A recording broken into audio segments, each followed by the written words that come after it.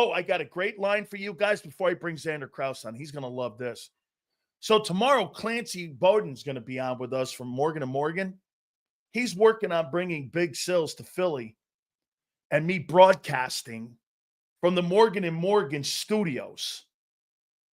They're in the offices at Morgan & Morgan, right there in downtown Philly, with old Ben Franklin looking over Sills' shoulder. How you doing? Holy shit, maybe Zander finally buy me a cheesesteak. All that being said, here he is from Birds 365, Big Z. Zander Krause, how you doing? What's up, Big Sills? How you doing, brother? What do you like that about, huh, man? What about Clancy? The last cheesesteak I bought you is still rotting in my car. How about Clancy, man? I asked him, I said, why don't you bring Big Sills in, man, and we'll do a show live from the Morgan & Morgan offices there in downtown Philly. And he goes, and I said, what about it? He goes, let's do it. So he's on tomorrow. That's good stuff. Hey, man, I'm excited about it. All right, Zander, let's get into it, man. Some news today. I love it too. I love it, man. I do too. Great news today. The Goedert move was what to you?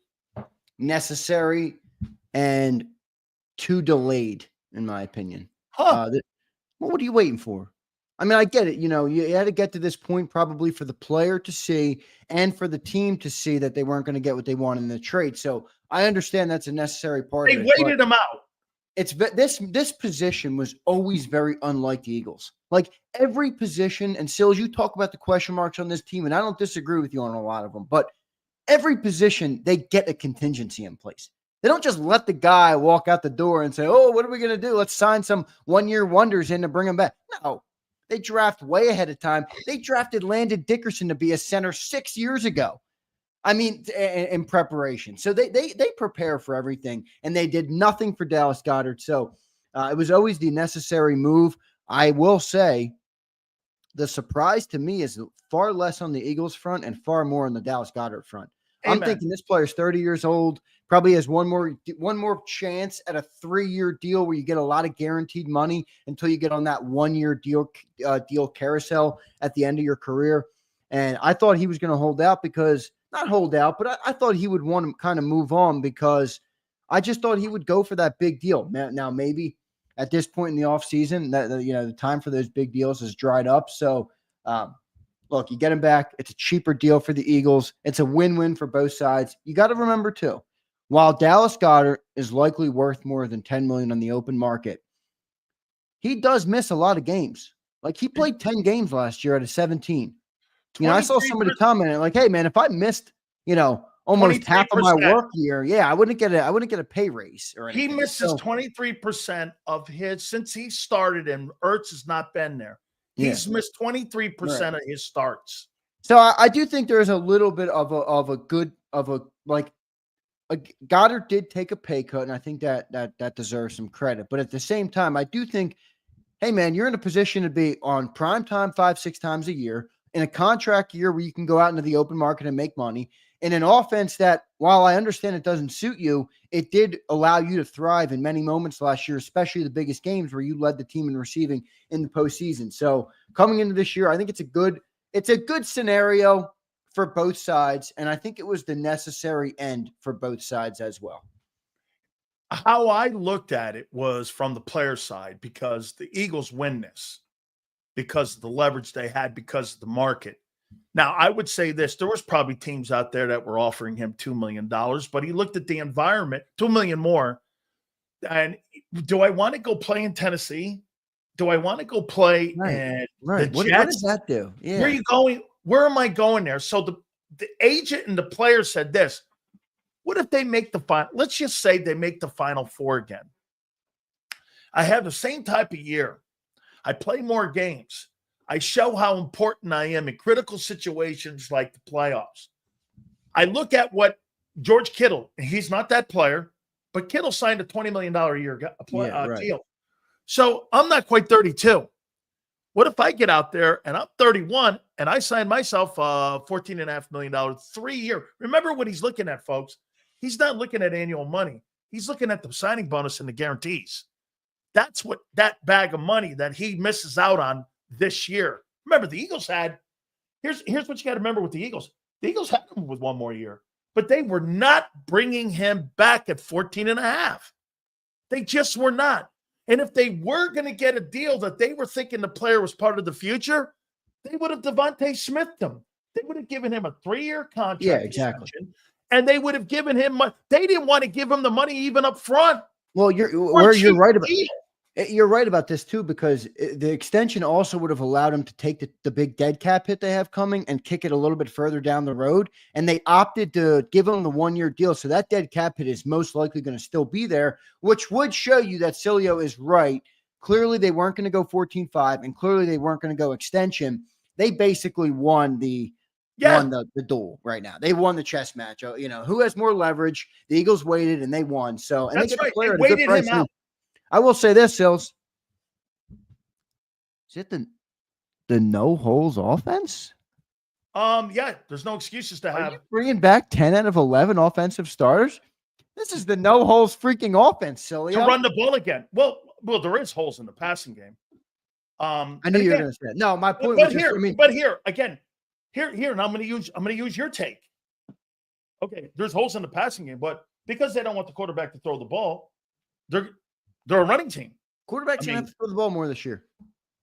The quarterback's going to have to be a hybrid of what he was in 22 and what he was in 24. You're still going to have Saquon, and you're going to rely on that run because defense. That's what the NFL. That's what happens in the NFL. Sills. Yeah, I don't think you're playing a team that could stop that running game.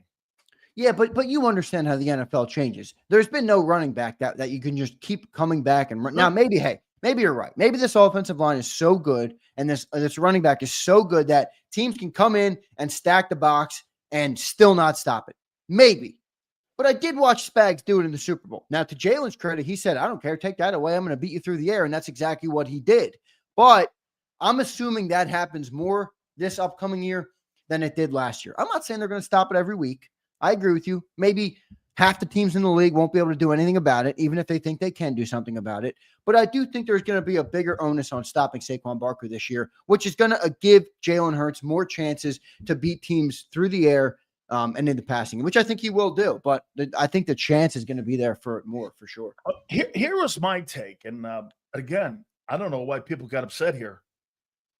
This George Pickens move, it helped the Cowboy passing game. And it is the best passing game because Dak's a better passer. But so what? The Eagles in 2024 won the Super Bowl, and it didn't matter. Right. I mean, it doesn't matter, folks. I mean, so what? They improved the passing game even more. Dak's a good thrower of the football. He's proven this. Still, you're saying he's a better? No, I'd still rather take the Eagle offense because nobody has stopped that. People have stopped passing attacks. Tom Brady threw for 500 fucking yards in a Super Bowl. Yeah, but the thing I'll say is, I mean, that seems to matter in the NFC, especially the NFC, even if you have a running game like the Eagles did. I mean, we didn't even use our double receivers last year, but look around. I mean, the Commanders, they got 2 wideouts. Now the Cowboys got 2 wideouts. The Eagles have 2 wideouts. The Lions have 3 freaking wideouts. Everybody, the Rams, 2 wideouts. Buccaneers, 2 wideouts. But everybody in the NFC right now, the Bucs is and loading the Rams up on wideouts. And the Lions have a running attack. Well, they do, and the Bucs did too last year, by the way, with Bucky Irving. Right. The Bucs. Did you mentioned the Bucs? The Bucs, the Rams, and the Lions. Right. The Lions had 2 players on pace for over 1,200 yards rushing. I mean, half that. Like, to me, like I heard you. I looked at the Cowboys and went, the passing game definitely improved for Dallas, but I don't know. Half a game. I don't know. I'll ask you, Zander, over under 8.5 for the Cowboys. Wins? Yeah. Over. I think they're better who's than blocking? Well, that's the biggest question. Is there 2 lines, right? Their offensive line and their defensive line. I think they have great skill position players and they have great secondary players on their defense. Now, it's the 2 lines is the big question there, and it's what can some of those guys do? But wouldn't you agree that's the difference? Off season's not over. I think there's a chance that they could.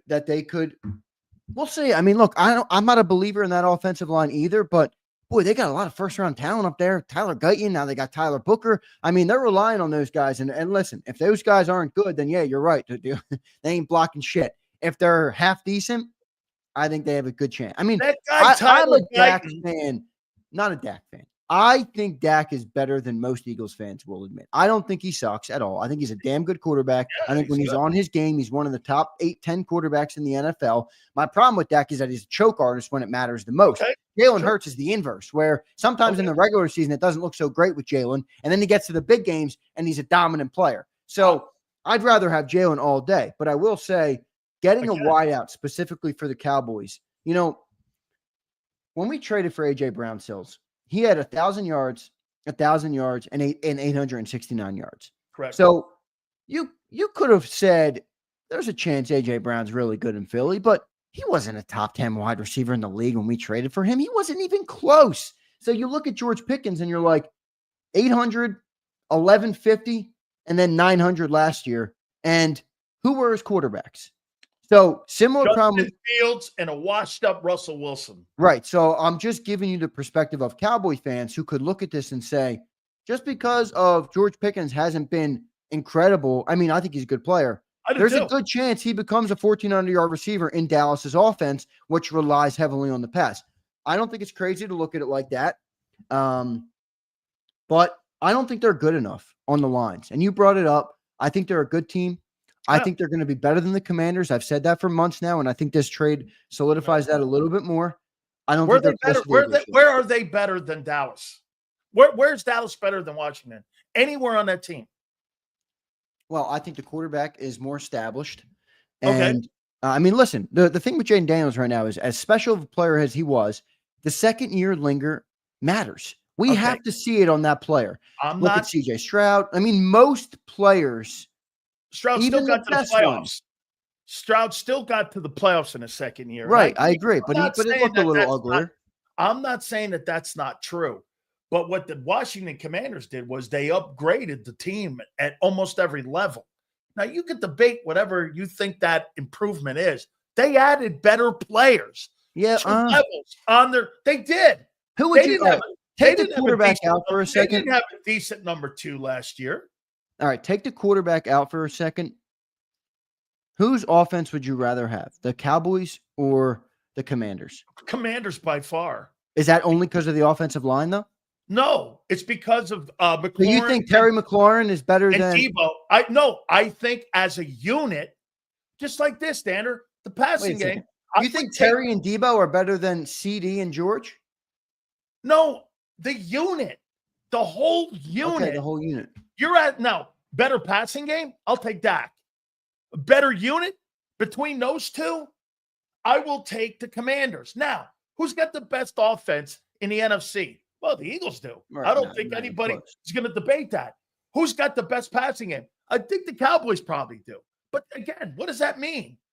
That doesn't mean championships. I watched February 9th and I watched all last year that football team run the football, and it didn't matter. What do you care? Well, who cares what that thing – again, when you're one-dimensional like that and you can't run the ball and you can't stop the run, that the Eagles are better than every team in the NFC with this combination. They're better up front in the D-line, and they're better up front in the O-line. And that's where we separate right now. That's where it ends. Yep, I agree. That's where we separate ourselves from the pack right now, is that our lines are built and built for success. Now, the defensive line does have some questions. I mean, who's a better defensive line, the New York Football Giants or the Philadelphia Eagles? But let me ask you this.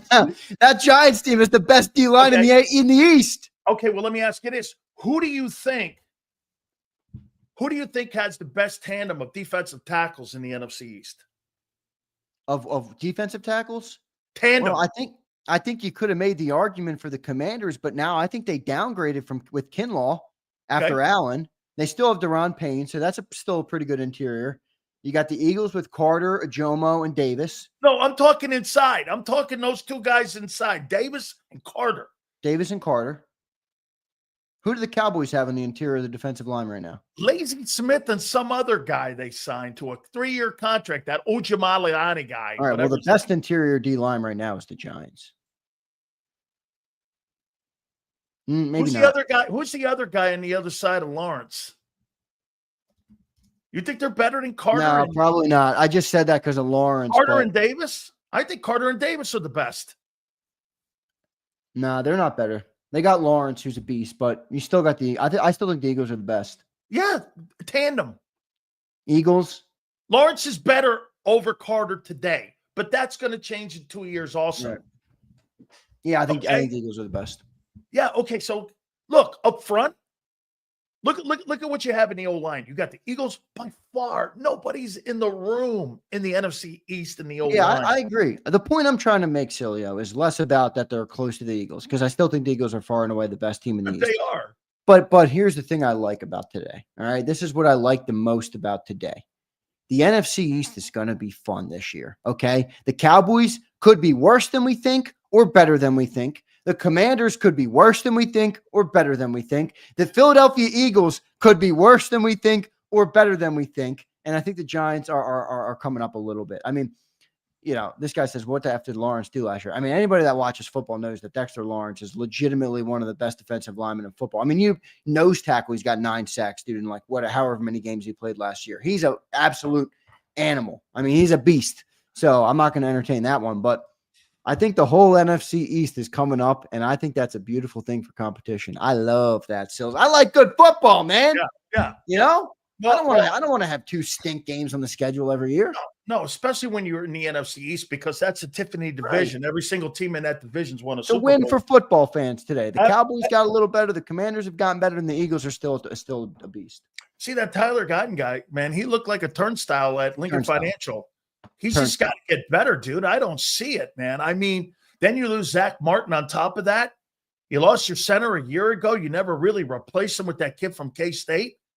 I mean, look, I think this Pickens kid in the 2-hole, I think that's a good move for them on the other side. Now, CD's in the slot. Who are you putting over at the other Y? You still got to deal with that. I think that tight end, Ferguson, is pretty good. But again, who's running the freaking football for you, dude?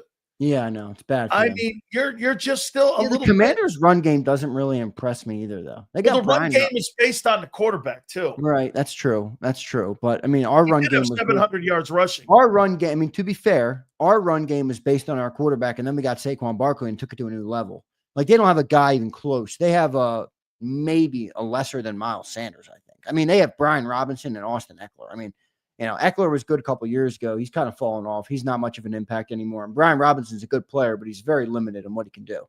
So I don't think their run game is all that great. The Cowboys' run game is very underwhelming. I mean, who do they have? Javonte, who do they have? I don't know. I know the Giants are getting a little bit better. Okay, that kid they had last year, I think they like him. I think he had $1,000 a year ago. But he's nobody special. I think, you know, when you look at, like you said, Austin Eckler, if healthy, he's older. He's an older player now. He has a ton of touchdowns in his career, and I've always liked that kid when he was with the Chargers. I think the NFC East did get better, man. I think, you know, still the top division in the NFC is still the North. North. But we got some questions there too. I mean, what's going to happen with Detroit post those 2 coordinators? Now, I'm not saying they're going to stink. They have a great roster. They got a lot of talent. I like their head coach. I think Jared Goff fits in that system well. I'm not saying they're going to stink, but we got questions there. Where would Dallas finish in that NFC North? Are they better than Chicago? Yeah. Well, Chicago's got a good roster. I'll tell you what, Chicago's got a good roster. The Vikings are good, but they don't have a quarterback. They got a great roster. They have a good roster. And then you got the Packers, who I don't really know the Packers. Did they do anything good this summer? I mean, they're on the brink of being a good team, but I feel like they're not making the moves they need to get over the hump. You know, when I think of Green Bay, I say real quick though, this is what I respect about what the Cowboys did today, even if you don't like Pickens, right? The Packers are like in limbo, close, and they just won't make the jump. In 21, the Eagles finished and they said, let's make the jump. They brought in A.J. Brown. They made it. They took a stab at it, and they got elite. The Commanders last year, they have a quarterback who comes onto the scene, and they say, let's go get Debo. Let's go get Tunsil. Let's make moves and make the jump. The Cowboys say, we're going to try and get back. Dak's coming back. Give me a receiver. You know, you got to make the jump. So that's one thing I don't like about the Packers, but they're still a good team. Help me out on this one. Help me out on this. Try to make me understand this DK Metcalf move now. So you get rid of Pickens, you don't have a quarterback, but Mason Rudolph and Will Howard. And now you're talking to me that you move Pickens and you sign and trade for DK Metcalf. How's that making sense to me? Your passing attack a year ago with Fields and with Wilson was underwhelming at best. Now you've downsized. And if Rodgers doesn't sign and you made that trade for him, why? What's the point? Where are you going with that? You know, that's usually a very smart operation, the Steelers. But I'll tell you what, their post-Roethlisberger plan has been absolutely something to question, and it's put them in a lurch for the last 6 years since Roethlisberger's been out of the building, that they have not addressed that quarterback spot, dude. They just have not. I mean, Kenny Pickett's of the world and Justin Fields. I mean, you're talking about hand-me-downs. No, you're right. I mean, for an organization that I really have a lot of respect for. They're kind of in mediocrity land, Sills. I'm a Tomlin guy with you, but Sills, let me ask you something. If Nick Sirianni didn't win a playoff game in 11 years, wait, let me ask you, what would be the topic on your show day in and day out? He has to go. I mean, you would, and again, I like Tomlin. I think he's a good football coach. But at what point do we look and say, it's probably time for a change of scenery? Here's why they give him the latitude, though. And you're not wrong. You can't have a point where you've gone a decade without having a playoff win. It's a decade. Do you understand that? It's a decade. That's a long time, dude. You haven't won in Pittsburgh where you have 6 of them. The only reason he gets that latitude is because he is the guy that makes the hires. He's involved in player personnel. He has he's been part of their culture. There's only 3 coaches since 1969. Steelers don't like firing head coaches, bro. They just don't. I know they don't. I don't think, by the way, I don't think it's his fault. I don't think that GM post Kevin Colbert has done a good job. That's right.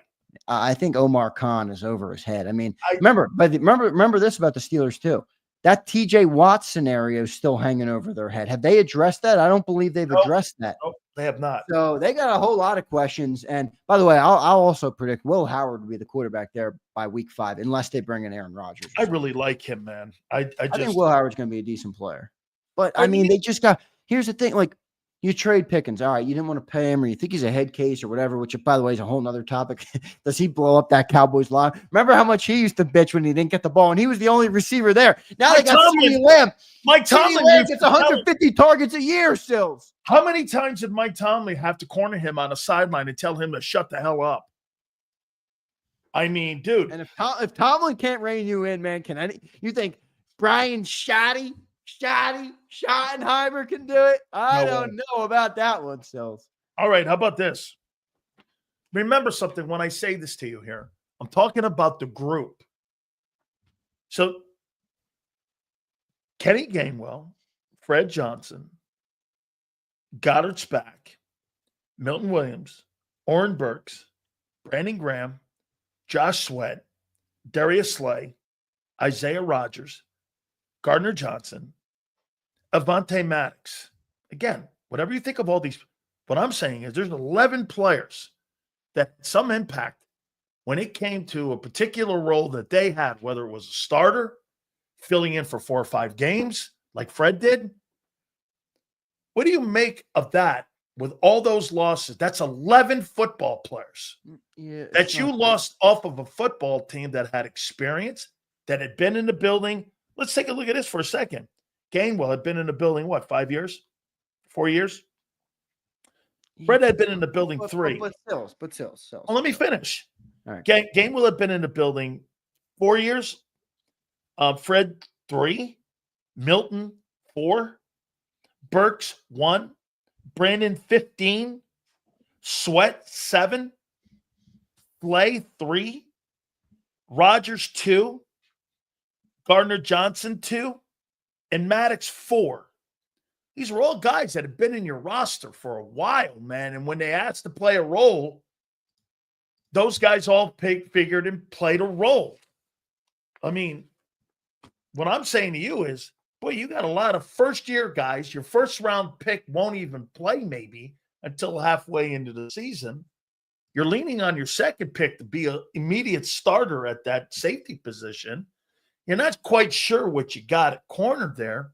And you really have a lot of experience 11 players that made some significant impact in some way or another, and the roster winning the Super Bowl.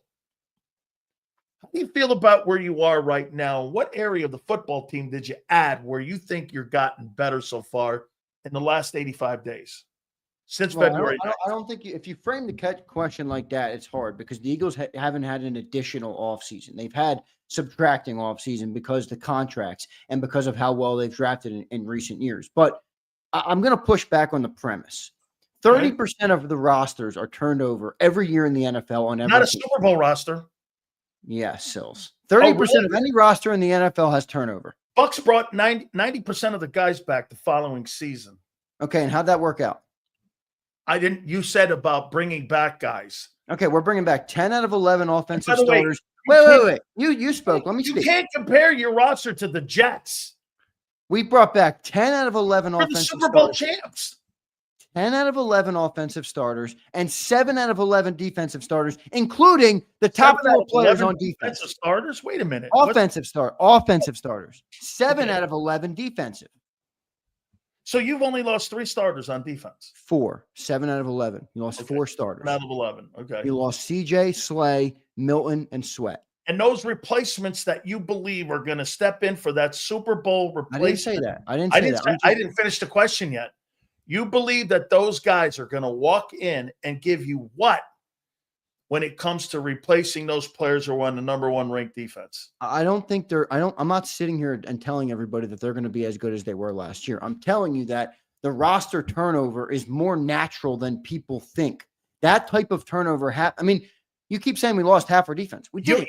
You can't clump a championship team into the same where you're looking at, hey, if the 49ers lose 35%, or if Arizona loses 35%, I get that. How much roster turnover have the Chiefs had in the last 3 years? You're talking about losing a Super Bowl roster.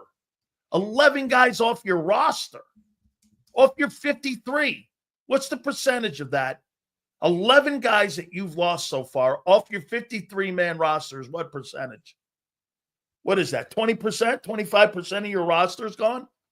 Off a Super Bowl team. That's different than saying the Jets lost 25%, isn't it? It's not the same. I know, but the Rams did this a couple of years ago. They tried to bring back everybody. It didn't work. The Eagles did it in 2018 after we won a Super Bowl. In 2018, it didn't work. You got to analyze where. So are you suggesting that the moves that they made, would you have paid Slay 10, Milton 26, Josh 18, and Gardner Johnson the 10? That's a different conference. I'm talking to you about what you have now on your roster in replacing that Super Bowl roster of 21% of your team gone. What do you have to replace that? I understand about the different conversation. Would you pay this guy? We've been over that ad nauseum. I'm talking about what you have right now, replacing that 21%. How do you feel about that? I feel fine about it. I mean, I can't believe I'm ecstatic. First round pick may not play this year. I'm ecstatic that the offense is bringing back 10 out of 11 starters. Okay. I'm pumped that our 4 best players on defense are all coming back. Jalen Carter, Zach Bond, Quinyon Mitchell, and Cooper DeJean are all back, including Nolan Smith, including Nakobe Dean and Reed Blankenship. Now you're sounding like the Cowboy guys. I'm not. Yes, I'm not. I'm being was real. A unit win, not an individual. You're talking about the 4 guys we lost on defense, like we lost Jalen Carter. You didn't win that Super Bowl because you were the most talented. You won that Super Bowl because you were the most versatile and that you had – you name me a player outside of Carter and Bond where you were top 5 anywhere in the league when it came to corner, edge, anywhere on defense. Cooper DeJean was the best slot in the league last year. Okay. Cooper DeJean was the best slot. Okay. So you got Cooper, you got 3 players on an 11-man defense. You won that thing because of the way that unit played last year, which was the best I've seen in a long time. And people think you've lost a lot of players on that side, in depth on that side. I'm with John McMullen in this. I think that is a rich reach to sit there and think. And I'm not saying you. I'm just saying anybody. Don't go McMullen on me and say, I'm not saying you. You are saying me. Okay. Keely Ringo's not giving you the same result. Not you. Keely Ringo's not giving you the same results as Darius Slay. Oh, man. Keely Ringo. He's the one question I got. Mr. Keely Ringo. Sileo is seething that he's realizing right now this team is going to be freaking good again. This team is going to be good. You know how you beat the Eagles? Keep that offense on the bench and you keep attacking. Let me tell you this. So what do you think teams are going to go after? You got Keely Ringo and you got Tristan McCullum playing, or Makuba playing in the slot on that right side. You think they're going to go over there to that right side over there on that side of the football field and test them out? First-year player and a guy who had 100 reps last year. Yeah, they're going to target it. Doesn't mean they're going to be successful. You're projecting they're going to fail. I'm projecting they're going to be better than you think. I said where they're going. Well, you're projecting they're going to be significantly worse. No, am I getting the wrong read from this point? Well, yeah, you have lesser talent at that positions. Well, yeah, but you have to understand. We're both projecting. I'm projecting optimistically. You're projecting pessimistically. No, I know yes, what you are. I know what Slade did the last 3 years, and I know what Gardner Johnson did 2 years in a row. All right, if we had this conversation last year about Quignon and Cooper. That's not a projection. That's who those guys were. Those guys if we had this combo those guys have a resume of success. Again, if we had this conversation. If we had this name me one replacement. And you can't name me one replacement that you have going in that has a resume that is going to be something you feel comfortable with in all the replacements you're putting on defense. If you have what? Give me one player that you're filling a role with that has a resume. Milt Williams, Josh Sweat, Slay, Gardner Johnson, Orrin Burks, Isaiah Rodgers. Name me anybody who is going to fill those roles that you feel has a resume where you feel not projecting. I don't have to project on those guys. I know what they did. I've seen it. Yeah, well, there is a lack of, whenever you have a rookie, and most of the Temu signings, I'm not really sold on those guys, but Adoree Jackson has a resume. He got paid 3 years, $39 million a couple of years ago. He hasn't had the best last couple of years, but at one point in the league, he was a decent corner, and I think he could be a guy that actually fits in the Fangio scheme in zone and as a more veteran cornerback. So that's one, but yeah, I mean, look, overall, you're right. You're relying on guys that haven't done it yet. But again, you're projecting they're going to stink. I'm not projecting. I'm looking at their resumes. All right, and if we looked at the resume of Cooper DeJean and Quignon last year, what would we have said? Cooper DeJean and those guys are back.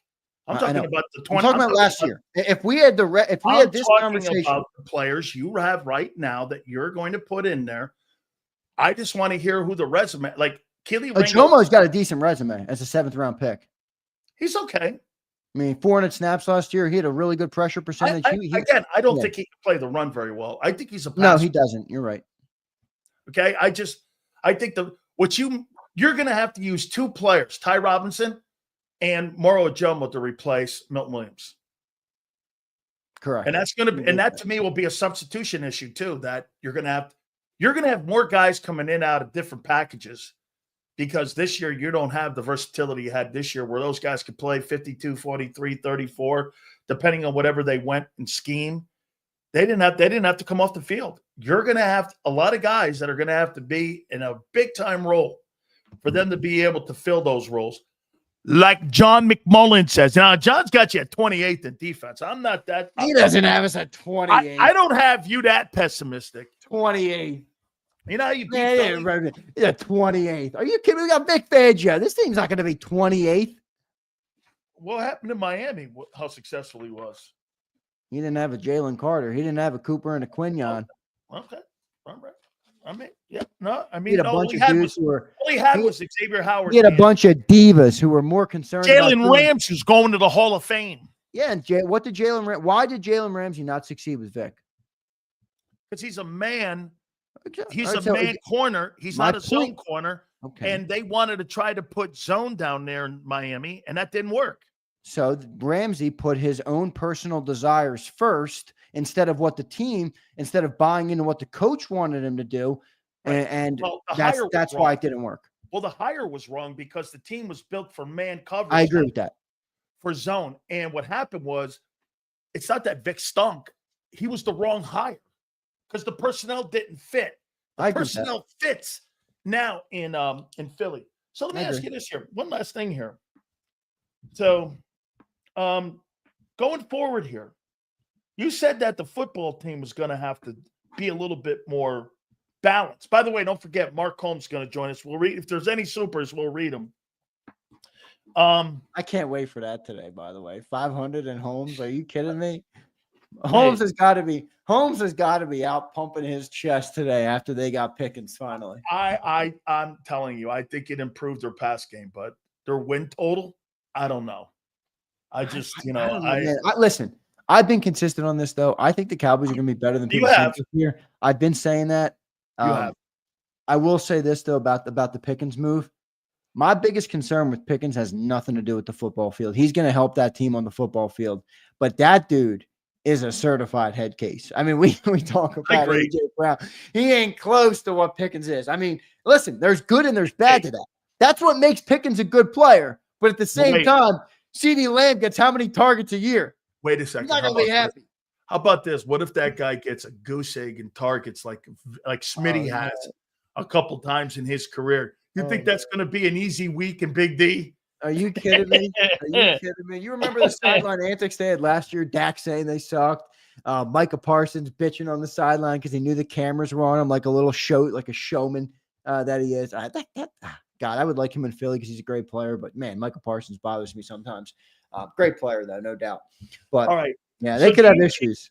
Do you think it's going to be 30-20 or running 30-20 this coming season again for the Eagles offense when it comes to 30 runs, 30 passes, 20 runs? Oh, wait. Other way around.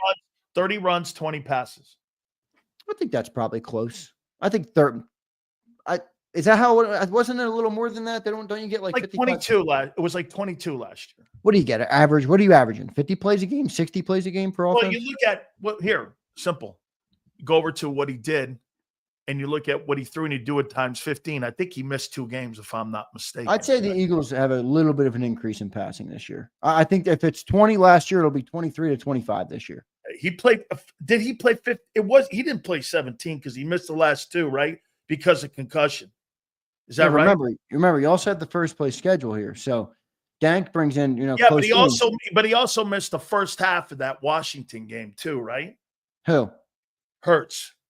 Like he played like 10 plays. He played like 10 plays in the first quarter, right? Something like that. Yeah, and then he got hurt. Yeah, he missed the rest of the game.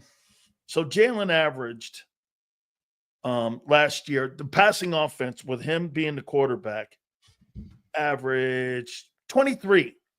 Yeah, I think 25 passes. So you think they up that thing, take the carries away a little bit, go from. Well, I don't know if it would be like that. I mean, I don't think they're going to deliberately take the ball out of Saquon's hand. I don't think that would be the right characterization for it. But, I think Dank brings up a good point here where he says close games. So you have a first place schedule now and you won the Super Bowl, which means you got better opponents. You got the NFC North next year. You got the Bills. You got a lot of teams. So if you just assume because the talent of the teams that we're playing is better, we're going to be in a little bit closer games, which means obviously you throw the ball a little bit more in those moments. So with a combination of that, a combination of what I think defensive coordinators are going to do on Saquon Barkley, I think it comes up a smidge, but I don't think so much that you get away from what your identity is on offense, right? Like last year, we were a running team to the fullest extent you could go, basically, right? I mean, 2,900 passing yards and 2,500 rushing yards. We ran more than anybody in NFL history, for crying out loud. But I don't think it's going to be that far. I think it's going to come back a little bit into the gray area this year and probably 30 to 25, maybe somewhere in that range. I just got a little bit of breaking news for you. No, what do you got? Brian Baldinger is reporting that the Eagles and Justin Simmons are working on a contract, and they are working on a deal that would be conducive to him coming and playing in Philadelphia. What do you make of that? I don't want him. What am I going to do with Justin Simmons? Put him at safety. His best football is behind him. So you don't think a guy could roll in here again? You're not playing man. It's not like you're playing like man coverage here. I mean, don't you think you? I'm not like out on the player, but like I'm not jumping to say, hey, go get Justin Simmons. Now the money, if it's within reason. That's what I'm saying, Forrest Hill. Oh, look, this guy wants $10, $11 million. I'm not even in that room. That guy wants to play for $6 million. Yeah. A veteran like that at 6, putting him back there. I saw this. Baldy basically said, like, he texted me. He wants to be in Philly. Baldy said he wants to be in Philly. Like, get him a house in South Jersey. He wants to be in Philly. But I just, like, hear me out. Vic loves the player. Vic loves the I know, player. but, again, I like Justin Simmons. Again, his best football's behind him. How much does it actually improve the things that you just talked to me about on the defense? Maybe your answer is a lot. And then what are you doing to the growth and the development of the players that you spent a 3rd-round draft pick on Sidney Brown, a 2nd-round draft pick on Makuba this year, and you obviously have Reed Blankenship as well. So obviously the corner battle as well. So is it worth? Like, is he that much better than what you're going to get out of either Makuba or Brown? If they think Makuba's not ready, then yeah, maybe it's worth it. Kind of funny they're talking to Justin Simmons now after rookie camp. I think that is true. You're right. That timing's a little bit interesting that all of a sudden now, after rookie camp and after the draft, there's now a conversation about talking to a safety. Now, nobody's saying that Makuba's not going to be good down the line. But, I mean, you had a veteran guy in that position. 2 years you went to the Super Bowl, didn't you? Yeah. You think Vic's looking at it like that, where a veteran guy, remember Vic was the consultant in 22 and he was the DC last year. And what was this? And by the way, and like you said, Zander, I'm not saying this guy was the number 3 guy in the room when it came to significance of the defense, but he did have 12 turnovers in those 2 years he was there. Okay. I mean, and for the record, again, I'm not, as long as it's fiscally financial, where you're not going to get murdered on anything, I don't mind having a little veteran leadership. Like, who's the oldest guy on that defense right now? It's Bond, right?